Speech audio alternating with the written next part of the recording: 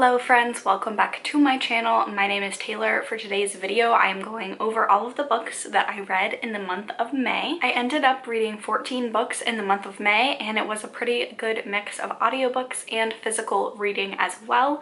In addition, I also participated in the Asian readathon, and I did end up reading 4 books for that challenge. First, I'm going to start off with the DNF that I had this month, and that would be Norwegian Wood by Haruki Murakami.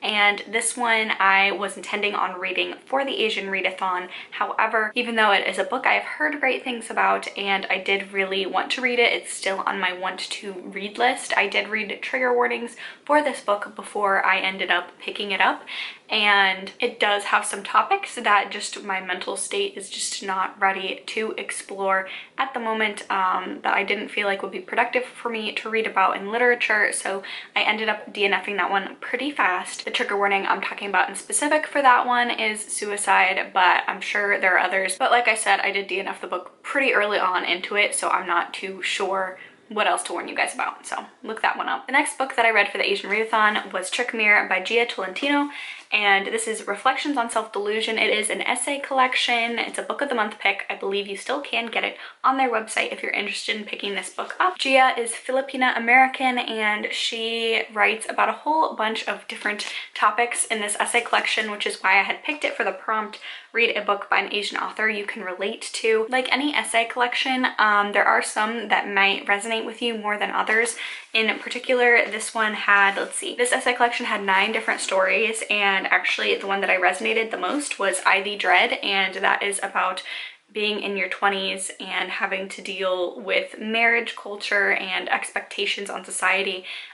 If you're a woman, whether or not to get married or just stay with a long-term partner, whether or not to have a traditional wedding ceremony, and just kind of breaking down everything behind that. That one really spoke to me. I am engaged to my partner. I do want to get married to him someday, obviously, because we are engaged. But as someone who I am keeping my own last name, and we don't really, a lot of the traditional marriage ceremony doesn't really appeal to us, and I think at this moment we are, especially with world events going on right now, strongly considering just having just our immediate families there and not a wedding ceremony. And it's very interesting when you start to bring that up, how many people get offended on your behalf that you're not having a wedding, which I think reinforces the point that weddings aren't really for the people getting married, so why have them at all? But I thought that one was really interesting. That obviously wasn't the only good essay in here. I did really enjoy other ones, like there were discussions about growing up on the age of the internet and body image, and just a bunch of like intersectional feminism sort of essays, so I do recommend picking this book up. I wouldn't say I enjoyed the reading experience because there were a lot of hard things discussed in here, but it was an informative reading experience, and I did really enjoy it for that aspect. I think this is a very valuable addition to my book collection. The next book that I read for the Asian readathon is Anna K, A Love Story by Jenny Lee. This one is a YA retelling of Anna Karenina, and I picked this up from Book of the Month specifically because it wasn't the type of book that I normally liked to read. And sometimes when I do that, I'm pleasantly surprised, and sometimes I kind of reaffirm why I don't read the types of books in the first place. This wasn't the book for me, and I want to kind of try and give a synopsis. I don't think this is a bad book, but I didn't enjoy reading it. Number one, I just don't really feel like this book is written for me. I'm in my mid-20s, and all of the characters in here, this is a YA book. They are all juniors or seniors in high school. I think it has a lot of valuable discussions in here about drugs, partying, rape culture, just femininity and female autonomy. I think those are all really good discussions to have, but they are portrayed very simplistically. So I think if this is your first time really going into a book like this book very much reminds me of Gossip Girl, except for like a more diverse cast, which is really good, which that's what intrigued me because I loved the Gossip Girl books back in the day. I have no idea how they'd hold up. Probably not well would be my guess, but I did read them back in like 2007, 2008 when I was in middle school. And I think the biggest thing that irked me about this book, I guess, is because I do have siblings who are in high school or junior high right now, and these characters don't talk like they do. I have a sibling who I'm very close to who's in high school especially, and none of his friends talk like this. He doesn't talk like this. It just really did feel like it was a book about teenagers written by an adult. so that was just a little off-putting. So yeah, I mean, maybe you will like this. I know this has been getting such a big buzz on BookTube right now, and I hope a lot of people do like it. I do think it is very valuable to have all different types of fiction be more diverse. Definitely wasn't the intended audience for this book, and that's okay. I definitely think that in terms of middle grade, in terms of YA, I think adult readers can read a lot of that and still enjoy it, but I definitely think this is one that will only sort of appeal to YA readers. And by YA readers, I mean readers in that specific demographic. The next book that I read in the month of May was Monstrous Volume 4. I've talked about this in my last wrap-up, actually. This is quickly becoming my second favorite comic book series or graphic novel series ever. This is high fantasy steampunk, and I can't talk about anything that happens in this because obviously it's the 4th volume in a series, but it's just like the artwork is so beautiful. The story is beautiful. A lot of times I find myself very confused with what's going on because I feel like they just throw you into what's happening and you kind of have to piece together, and if you're reading this, just know that you're not going to get a lot of answers, I feel like, until the very end. So you have to be kind of comfortable with that, or comfortable with not knowing everything even about the world or about the world building. There are actually segments in between each little chapter in here, and it's actually world building for you, which I think is really nice. I feel like a lot of people might think that's like a little too info dumpy, but I really appreciate that. Especially, it is really hard to build such a complex world, I feel like, in a graphic novel, because you do just have artwork and text most of the time, and you can't go deeper into world building, especially in such a complex world like this one.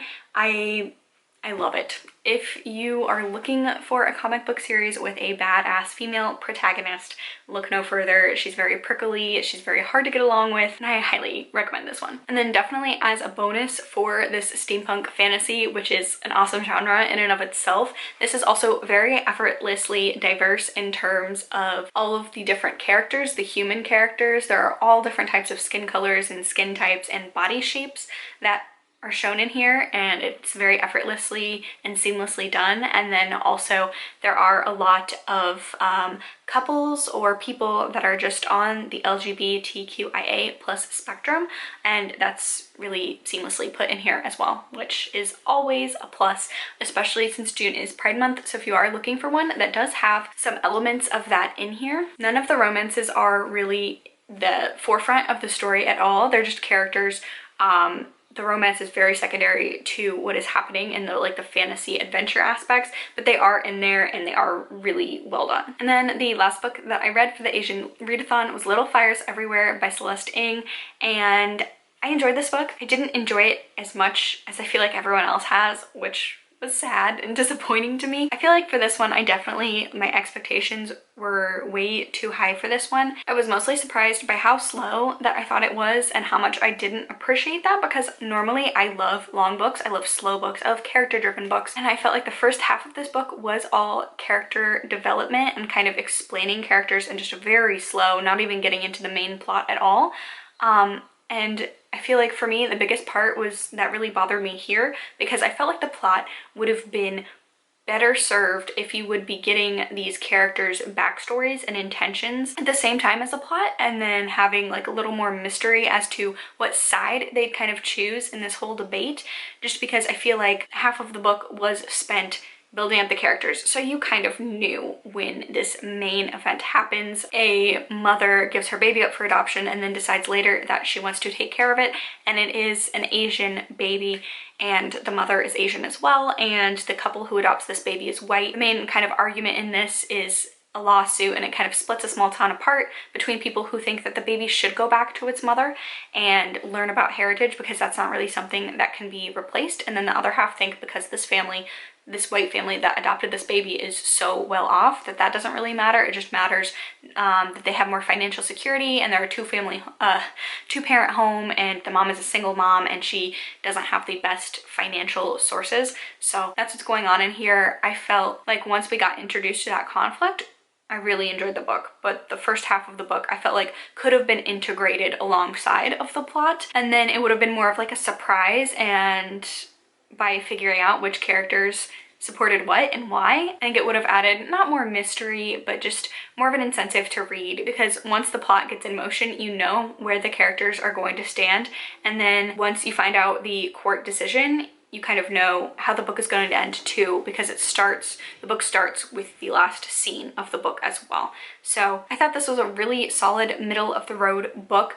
And I do have to wonder whether or not if I read it physically that might have impacted as well, just because I felt like the audiobook was a real slog to get through, but I did really enjoy the second half of the book. Just the first half was not my favorite. So if I pick up Celeste Ng's other book, I definitely think I'll be picking it up physically as opposed to audiobook, just so that way I can try and see if that writing style is better served by reading it physically as opposed to audio. The next book that I read this month was Stephen King's If It Bleeds. This is a short story collection. I will leave a video link down below. I did do a whole review on this book, so I will say this really surprised me in a good way, because I'm not really a short story collection type of person, but this is 4 short novellas, and I think this one probably is geared more towards Stephen King's constant reader fan base, because the largest one in here, I think like half of this book is following a character from another series of his.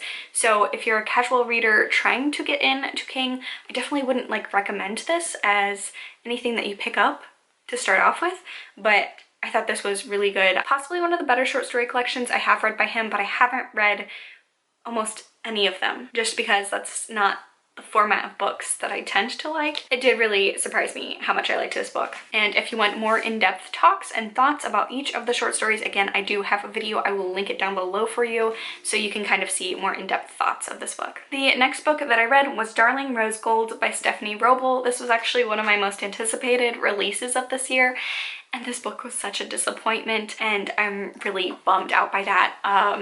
The synopsis of this one is a young woman and her mother. Their relationship is the center of this book because the mother has Munchausen's by proxy, and so basically she has been acting like her daughter is sick her entire life, giving her unnecessary surgeries and basically making her seem like she can't walk as well as people, taking her out of school, just decreasing the quality of life for her daughter because of Munchausen's by proxy. And then her daughter rats her out and they go to court. The mother goes to jail for this, and then this follows when the mother gets out of jail and she actually comes and lives with her daughter again, and that's kind of where the book picks up.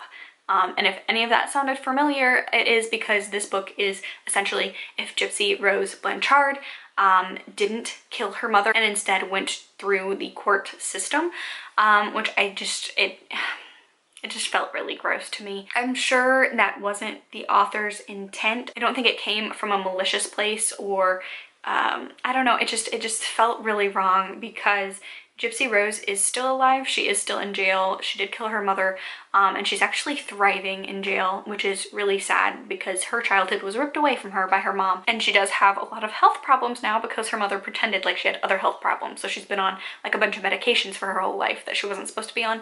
Anyway, I just felt like maybe, I mean, the story itself, if you listen to the true crime story itself of Gypsy Rose, is insane, and it doesn't even seem like it's an insane story. So if you look that up, I understand being inspired by that and wanting to write a book by it. There just wasn't enough. I feel like the author should have written a true crime book about this, or changed up so many circumstances, like Rose Gold being the daughter's name instead of Gypsy Rose, and just it's just too similar. And there wasn't any, correct me if I am wrong, but there wasn't anything in at least the audiobook that I listened to saying that this was based off of a true story, which I feel like really needs to happen, since it was basically, the only difference was Gypsy Rose Gold turned her mother in this one, as opposed to Gypsy Rose killed her mother. It just, I don't know. If you don't know anything about the true crime story, I think you could probably go into this a little bit more and enjoy this story for what it is. I just had that weird feeling that this just felt exploitive in a way, so unfortunately I didn't really enjoy it, but I know a lot of people did. So the next book that I read this month was The Broken Girls by Simone St. James. The Sundown Motel by Simone St. James was one of my favorite books that I read in January, so I picked up her older book, which was The Broken Girls, and this is about a girls' school. There are multiple different timelines. It's following a series of girls that have disappeared disappeared or died around this girls' school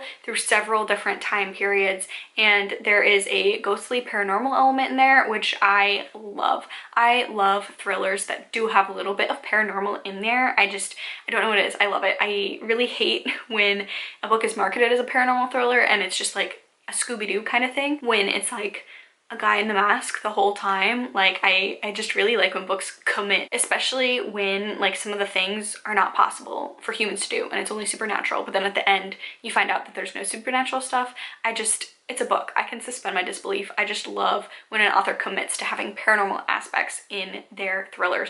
I know that's an unpopular opinion. I know a lot of people think or prefer books that keep it separate and don't like when thrillers kind of veer into paranormal. I absolutely love it. So I really enjoyed this one. If I had to pick, I probably liked the Sundra Motel a little bit better, but again, I think I didn't really pick the best audiobooks this month, and I feel like The Broken Girls has so many characters and so many timelines. I probably would have benefited by reading this book physically as opposed to an audiobook, but I really enjoyed this one. The ending, not gonna lie, probably a little bit predictable, but again, I think I have said this before, I like it when I can't tell where a thriller is going, obviously. I think that's the goal of thrillers, is to surprise your reader at the end, but if that doesn't happen, I would 10 out of 10 times rather have a predictable and well-written and an ending that makes sense rather than a left field ending that doesn't make sense and is purely in there for shock value. So I really enjoyed it. I definitely think it is more of a predictable thriller, but if you do like paranormal thrillers, a large part of it is set at a boarding school, which I know a lot of people love as well. I highly recommend picking up this thriller book. I really liked it. The next thing I read was The Trustees by Jeremy Shipp. This is a tour novella, and I think it's only like 50 pages. I read it as an ebook, so I read it on my phone as an ebook, so I don't know the exact page number if you were picking this up, but I really enjoy this one. It is a very short read. I think I read it in like 20 minutes. If the lighting's a little different, it's because my camera battery overheated, but we're back. Got a couple more books to talk about. So I was talking about The Atrocities by Jeremy Shipp. I really enjoyed this one. I'm not gonna say a lot because it's very, very small, but if you like haunted house things and surrealism in your paranormal stories, then you'll probably really enjoy this one. I will say you go into it and you come out of it with like just as many questions as you went in with. So if you really need closure in your short stories, then probably skip this one, but I thought it was a really good atmospheric horror piece, and it was really short too. I'm finding that I think this was part of my issue this month with some books that I really loved and some books that I really hated. I don't have the attention span right now, or I haven't been able to focus on really big books that well, and I don't tend to like shorter fiction, so finding shorter fiction that I like and that I can sit down and read all the way through has been a lifesaver this month, and probably going into next month as well, just because my headspace hasn't been the greatest because of everything that's happening all at once. So this is my first novella in the Tor horror imprint, and I'm looking forward to checking out a lot more because I did enjoy this one a lot. The next book was another book that was on my most anticipated releases of this year and turned out to be another disappointment, and I'm so sad to say that was Be Not Far From Me by Mindy McGinnis. I finished this story. I probably should have DNF'd it at like chapter 3 when I kind of realized my feelings about this book. I didn't. I pushed through and it was rough the whole way through. Wasn't a fan. The writing itself, the writing style is glorious and brilliant, and Mindy McGinnis is such a good writer. I'm really sad that I didn't like this one because I want to emphasize it wasn't about the writing. The writing itself, great. The main character, she's just not like other girls. We either need to get rid of this trope, or we need to have that character confront their self-loathing towards other women, because I just hate it. I've had enough of it. It's a survival story about a girl who gets lost in the woods because her boyfriend cheats on her when they're all at like this group camp out, and she just runs away. Even though she's like a wilderness expert, she runs away and gets lost and has to make her way back out of the wilderness, and that is all this story is. But I wouldn't say it was a survival book as much as most of the survival aspects were very repetitive, and the flashbacks were what focused on the bulk of this story, and I didn't care about anyone in the story. Like, I didn't really care if she lived or died, and I feel so bad saying that. It was a bummer, okay? It was a bummer. I have enjoyed survival stories in the past a lot.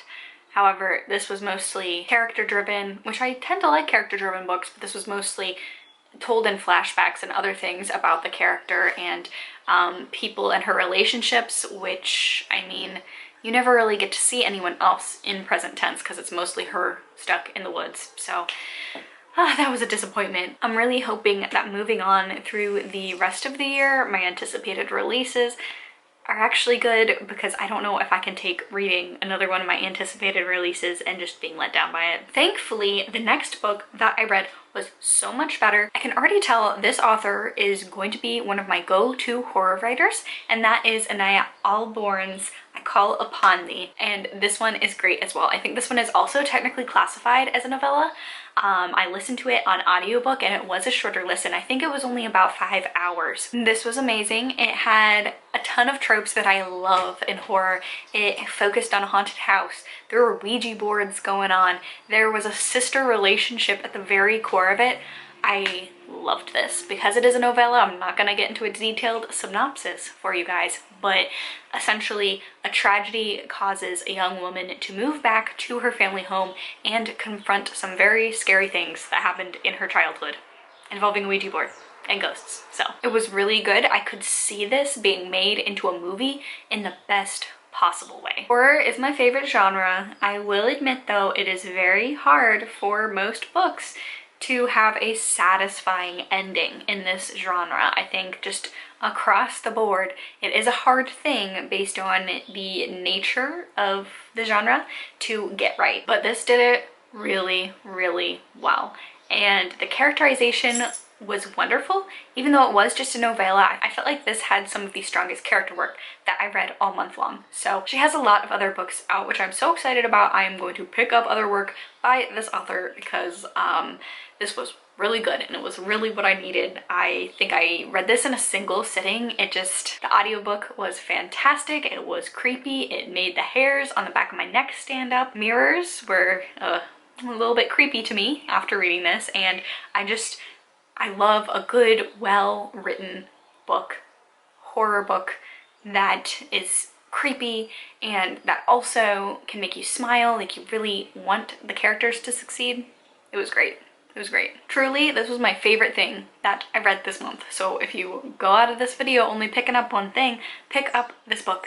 You won't regret it. The next book that I read was actually a reread, but I read this such a long time ago. I just was in the mood for it. So I picked it up. That's Abraham Lincoln, Vampire Hunter by Seth Grahame-Smith. And this is every bit as hokey as it sounds, and it's kind of meant to, it's not like the most engaging read in the world. It is written like a textbook on purpose, but it is written like a textbook, so it can get a little dry, which how can you make this material dry? But it is supposed to emulate like a textbook and like a rewrite of history. It was entertaining. It was definitely a unique concept. I would say if you like vampires but you're looking for something with like no romance, the vampires are definitely like the bad guys here. This would be a really good book to read. I will say I do like the movie a whole lot better than the book, and it's like a wild, wacky ride because, again, what like a weird concept. Abraham Lincoln is a vampire slayer, but it's really good. I think the movie executed it a little bit better than the book because I understand what they were trying to do with like the history book format, but it did make it read a little dry. I have heard that the sequel, The Last Great American Vampire, I think it's called, is a little bit better. I might pick that up. I was just like on a little bit of a vampire kick because everyone was talking about Twilight, but I didn't want to reread Twilight. I didn't like Twilight, don't come for me. But I was craving some vampire content, so I checked this out and it was a good read. The next book that I read was the Remaking by Clay McLeod Chapman, and this was a book that I thought was going to be my favorite book of this month up until like the last 3/4 of it. Maybe not even last 3/4, like the last 2 or 3 chapters of this book really went downhill in a direction that I didn't like. So keep that in mind. It was one of the Goodreads choice semi-finalists for Best Horror of 2019, and I'm trying to slowly make my way through all of those, which has been a struggle. But I did end up reading this month, and it is a very meta book. It starts off in the 1930s or 40s, something like that. It starts in the 1900s. I forget like what exact date it starts off with, but there is a small town and a witch and her daughter are burned, and so that turns into a campfire story. And so in like the 40s and the 50s, this town keeps telling the story of how this witch and her daughter supposedly cursed the town. And then it goes into the 60s where there's like a horror movie that's made about this story, and then there's like a remake of it in the 90s of that horror movie, and then there's like a podcast that follows like some drama between the original and the remake of the movie. Like, it's all very meta and it all appealed to me so much. And unfortunately it just fell really flat. There's like 4 or 5 different narrators in here, just depending on what time and like what piece of media that is being focused on. And some of them I really enjoyed reading, and then the last one, the podcast guy, it just felt very fake. And again, like I said earlier on in this video, it really did feel like, I don't know if this author has listened to a podcast before. I mean, I'm sure he has. Like, it didn't seem right. And unfortunately, I thought it was the weakest one.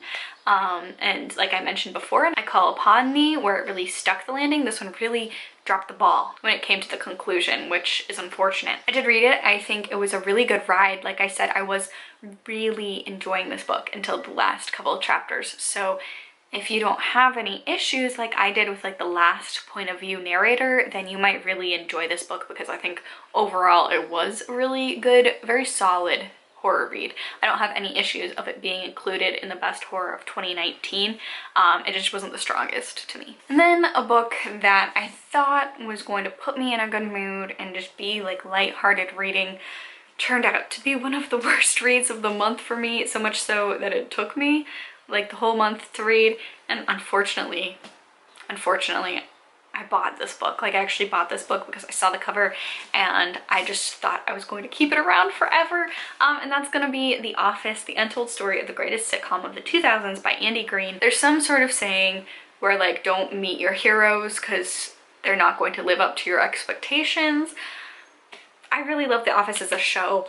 I really enjoyed a lot of the actors talking about different things in The Office in here, because this is like a whole bunch of interviews all compiled together to tell one story. So depending from section to section, I really enjoyed this or I really hated it. There's no in between. Some of the people that wrote for this show and that produced it, I just don't think are very great people after reading this. A lot of quotes really stuck out in my mind, especially like I actually annotated this, and I never annotate my books. I definitely did it in Post-its though, because I'm gonna take them out and probably sell this. There's like one quote in here where one of the people that worked on the show is talking about some actors that were more difficult than others to schedule, and literally talks about, you know, someone gets pregnant and that person doesn't come in before 10 o'clock and they have to leave at 3 o'clock. And I mean, based on the actors that were pregnant during the showtime, it's kind of obvious who they're talking about. And I just, like I said in my Post-it note here, passive aggressive shit is for teenagers, not adult men.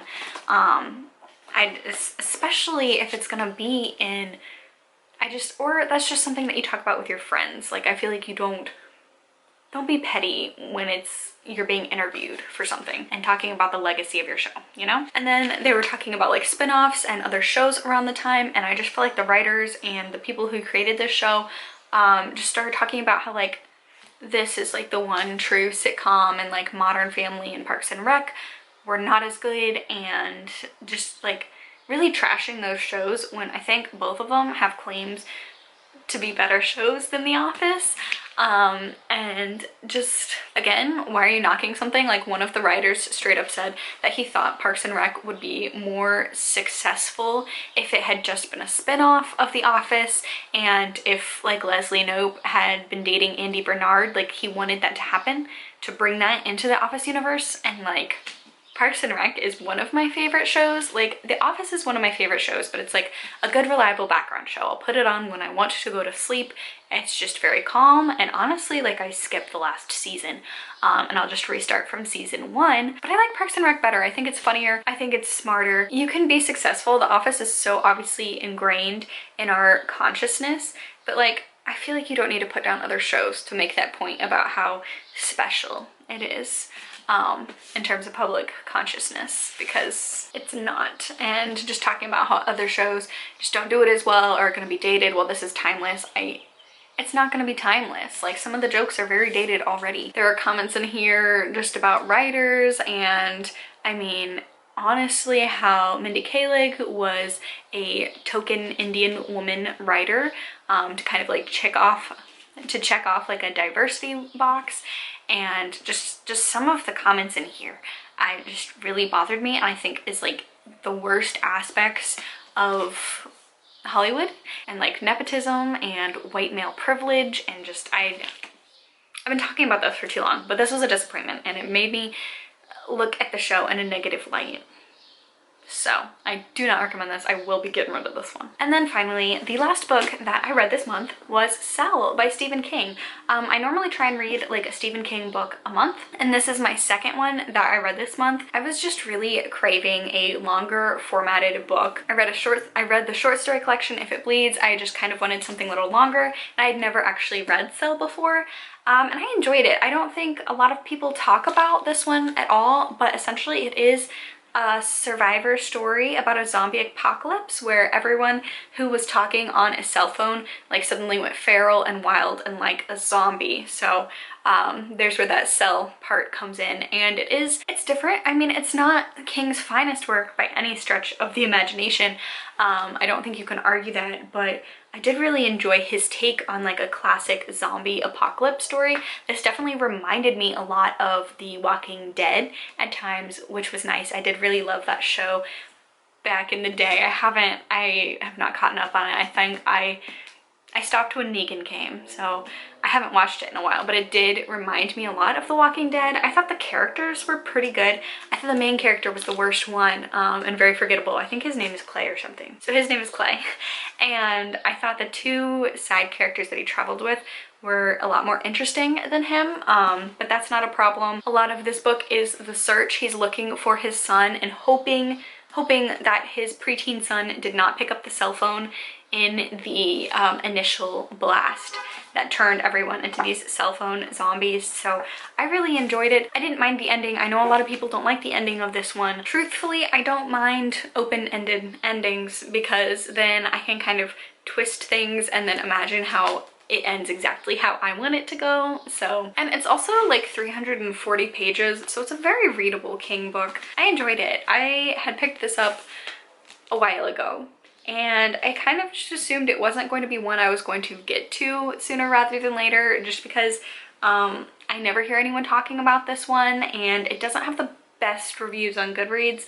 I enjoyed it. I enjoyed it for what it was. Sometimes you just need to read a decent zombie book, and that's what this was. Sometimes you see a book on your shelf and just kind of decide to add it in here. This is the last book I read in May. So that is all the books that I read in May. We'll see how June goes, because historically when I do read a lot of books in one month, I kind of get burnt out for the next month. I do have some reading plans. My birthday is in June, so I do kind of try and like save some books that I've been anticipating and reading them in June, hoping for higher rated books. And then I also just like kind of have some rereads planned as well. I'm doing the Feel Good-a-thon, and yeah, I'm hoping that it's gonna be a good month. Looking back on the numbers, I think I had a better reading month than I thought I did. I think it was just some books that I really didn't like were normally all DNF things. I'm a big proponent of DNFing books because we only have a finite amount of time on this earth, and you shouldn't do things that you don't want to do. And that includes reading books. If you don't like it, just put it down. But I pushed through. I read some books that I wasn't the biggest fan of. That's okay. Hoping June will be a little bit more successful in terms of that. But if you made it all the way to the end of this video, I know it was a longer one. Thank you so much for watching. Give it a thumbs up, leave a comment down below. I will catch you guys in my next video. Bye!